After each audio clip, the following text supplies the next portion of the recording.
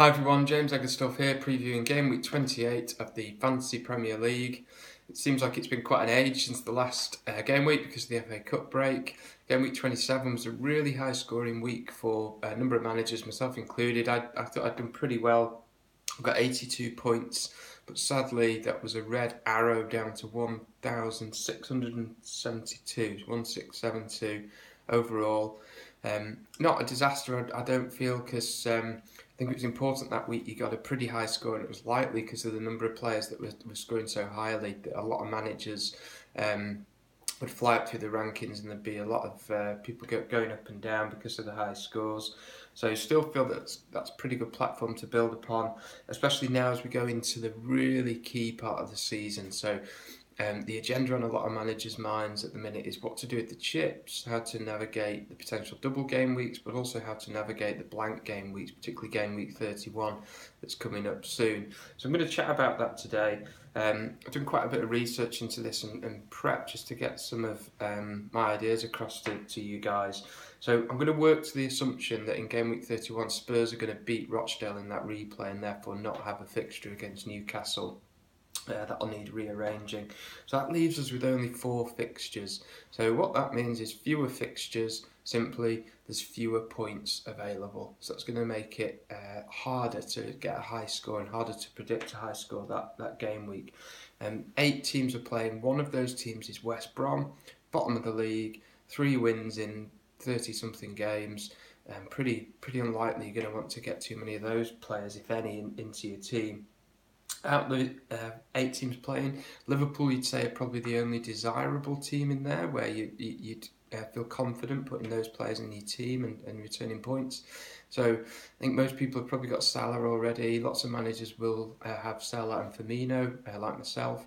So it's likely that everybody will pretty much add a third Liverpool player. I think there's 2 options to look at. There's Van Dijk that you could have in defence, looks pretty nailed on, or Mane in midfield. I think the rest is a little bit of a lottery as to whether they'll definitely play or whether they'll return any great FPL points.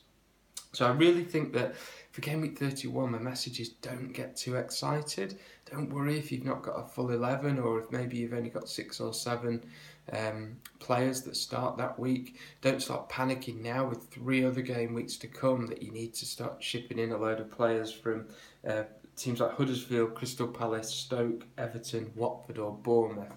It's hardly very, very inspiring. And I actually looked into some of the averages, so the points per game. And I looked at the best player in each position, defence, midfield and attack, for those teams that I've just mentioned. The player, I made a rule that they needed to play at least 15 games to make the sample accurate. So on average, if you took the average points per game score for those players in those teams, defence is 2.7 points, midfield is 3.9, and forward is 3.5. So that tells us statistically, if you were to take a -4 points hit in game week 31 to bring one of those players, straight away the stats are telling you that they are likely to average below 4 points, and therefore you're going to lose points even before you've kicked a ball.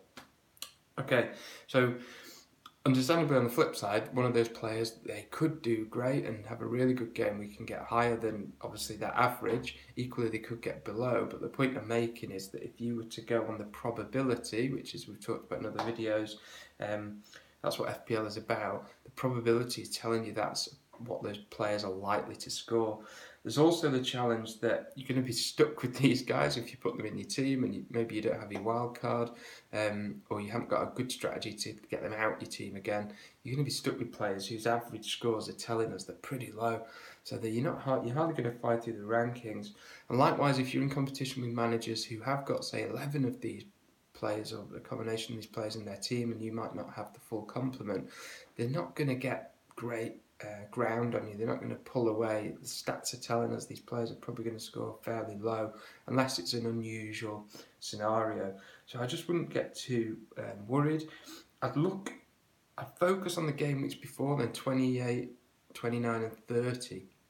3 game weeks, you could score 200 points in that time. So focus on the stuff in front of you. Don't get worried about the things that are too far ahead and statistically tell us they're not going to generate tons of points. Look at Burnley, look at Leicester, look at Spurs. Yes, they don't play in game week 31, but they've all got excellent fixtures in the short term, and one of those players could score you plenty of points. I think you also need to look at the headaches.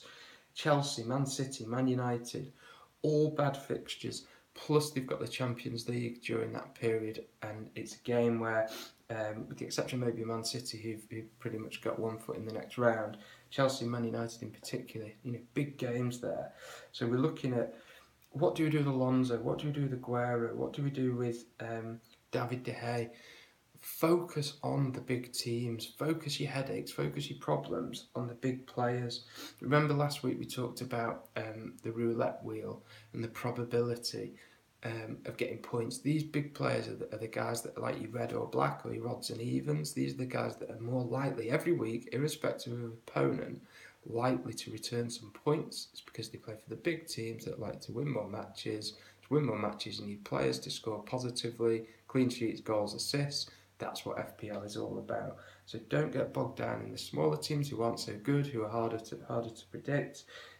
Try and work on which players are going to do the damage, which players are going to score me FPL points.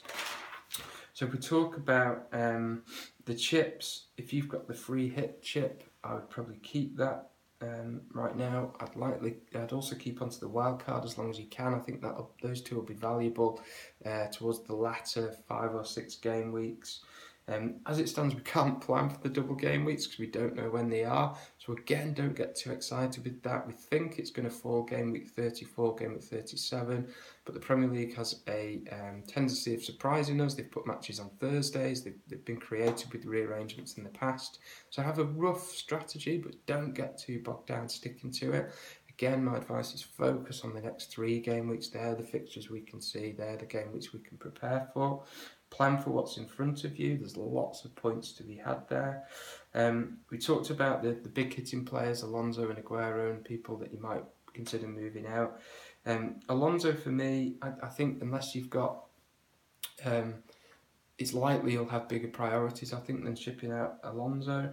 I watched the Barcelona game in midweek, and in commentary, the commentator said, wow, Chelsea are playing pretty much 4 up front now with Alonso playing so far forward. He's almost playing as a striker. So are you really going to sell an attacking player, albeit listed as a defender, but an attacking player who gets 6 points for every goal, takes the free kicks, gets plenty of opportunities to make assists, just because he's got a couple of bad games, on paper? I still think Alonso's a great pick, and if you've got value tied up in him, I'd consider just sticking on to him. I think Man City in the Aguero bit, we've got Jesus coming back from injury, so I'm keen to see what Pep says about that. We've got this Carling Cup, Carabao Cup final, where City really need to win. I expect Aguero to play that game. Is he then going to play Arsenal midweek and then Chelsea again? He's got Chelsea the following weekend, so in a week he's got 3 really tough matches. Is he going to play them all? I think there's a risk creeping in again there, though. Liverpool players, I think, if you're looking for a replacement, they're a really good option. They've got 2 great home fixtures. They do then go to Man United, but they do have the game week 31 match. I think now is a good time to invest because those players are going to go up in price, so you're going to get some value there. Spurs have got some good fixtures, but just be careful because the Huddersfield game is followed by Juventus midweek, so maybe we might see some rotation. Leicester have got some awesome fixtures. Stoke, Bournemouth, West Brom, really good fixtures. And Swansea, they're at second to only Spurs in the form table. They're one of the form teams in the league. I think captaincy this week, I can't see much further past Salah. He's on form, he's got good fixtures. Liverpool have been well rested. They've been away to Spain over the FA Cup weekend to get some rest. And he's absolutely on fire, so I can't see much further than him. And then just finally on game week 31, if you focus on these next 3 game weeks and build up a good score, you can reinvest the points if needed. So if you make, let's say, 20 more points than you thought you would by some good transfers and players that perform well, when you get to game week 31, you might decide to take some -4s to bring in maybe some form players that come to fruition in the next couple of weeks. But it won't hurt you so much because you've built up a good score over the next few weeks to reinvest those points back into your team. So I can't stress enough, focus on the games in front of you, but keep game week 31 and beyond in the back of your mind. Wait for the fixtures to come through before making your plan. So I hope that's been valuable. Thanks for all your support as ever. Keep the comments coming, keep subscribing, and have a great game week. Cheers.